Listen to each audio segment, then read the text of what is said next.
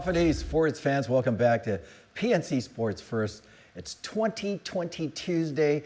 Leo Primo, your Guam sports guy here, and right off the starting block, we're going to begin with Mariana's homegrown UFC fighter, Frank the Crank Camacho. Hi, Leo. Hi, Frank.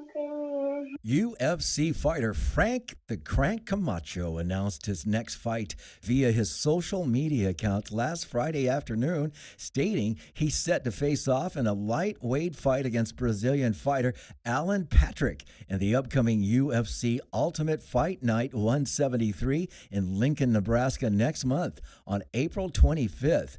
The Brazilian Patrick is 5-2 in the UFC. Camacho's fight record stands at 2-3. Both fighters are coming off losses. The Crank just returned to the island from California. I arrived back from Orange County a week ago. I'm getting a little weird stateside, so I had to make my way back home and to be with the family and kind of wait till everything all settles here, you know, or settles worldwide.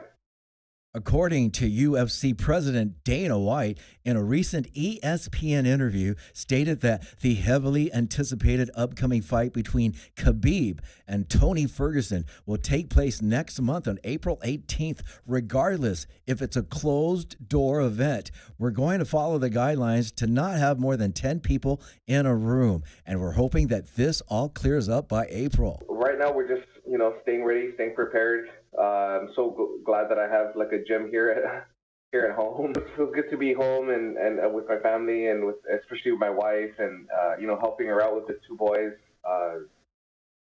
Especially in these times, it's the best to be home and with the people you care most about. After everything kind of like calms down or settles down, then we'll get updates on when the event or even where the event's going to be. But even if Camacho's April 25th fight is a closed-door event, the Crank is ready to go. Some people don't like fighting in front of crowds, and some people do way better fighting in just the gym, so it's going to be a very interesting aspect. Once the bell rings and the first few punches are thrown or whatever, it's kind of like, we're back into the mix, but everything leading up to that is going to be very different, and some guys have adrenaline dumps, and some guys, it's just going to be a different environment. It's going to be very interesting. And we'll finish off the second part of the Frank the Crank Camacho video interview on tomorrow's PNC Sports.